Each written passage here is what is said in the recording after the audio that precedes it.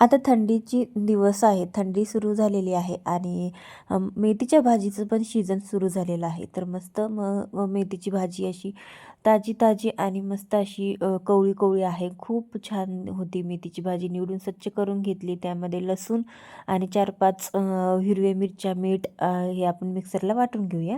आणि मुगाची डाळ मी निसून स्वच्छ धुवून भिजत घातली होती थोड्या वेळ.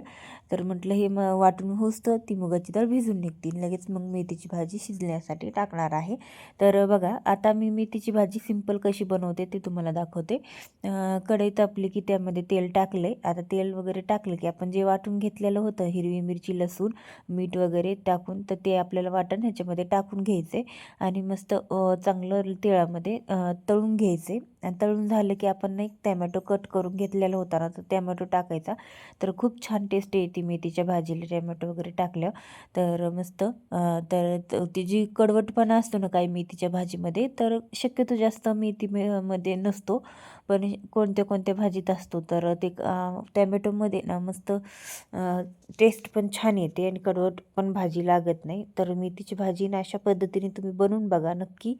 तर मग मस्त असं ते टमॅटो तळलं आणि त्यामध्ये लगेच आपण हे टाकून घेऊया मेथीची भाजी. आता मेथीची भाजी चांगली खालीवरी करून घ्यायची. त्यामध्ये लगेच आपण ती मुगाची डाळ टाकूया. आता इथं तुम्ही कोणतीही डाळ टाकू शकता. तुम्हाला जर तुरीची टाकायची असेल तर टाकू शकता, किंवा मग मसूरची डाळ पण टाकू शकता. पण मुगाची डाळ थोडी छान लागते जास्त. आणि त्यानंतर चवीनुसार मीठ टाकायचे. मीठ टाकल्याच्यानंतर मग मस्त हलवून घ्यायची. आणि बघा भाजीला पाणी सुटत आहे आणि भाजी कशी लगेचच हे होती आहे. आता ह्याच्यामध्ये मी लसूण आणि हे टाकलेलं असतं कुटामध्ये आपलं शेंगदाणे, आणि त्याचं बारीक कूट बनवून ठेवत असते 2-4 दिवसाचं, म्हणजे जेणेकरून पालेभाज्या बनवायच्या असतील अशा कोरड्या की लगेच पटकन होऊन जातं आपलं काम. तर मग असे मस्त भाजी आपली आता पाणी सुटत आहे. तर त्यामध्ये आता आपण थोडंसं नॉर्मल डाळ शिजण्यासाठी भाजीला पाणी टाकणार आहोत. नाहीतर तुम्हाला डाळ जर नाही नसेल टाकायची तर भाजीला पाणी टाकायची काहीच गरज नाही. वाफेवर सुद्धा कवळी भाजी शिजून निघते. तर म्हटलं डाळीसाठी थोडंसं पाणी टाकलं, शिजायला व झाकून ठेवलं. तोपर्यंत इकडे लगेच मस्त गरमागरम भाकरी बनवून घेतली. माझी भाकरी इतकी मस्त टम्ब फुगते. तर भाजी पण आपली शिजून झालेली आहे मस्त.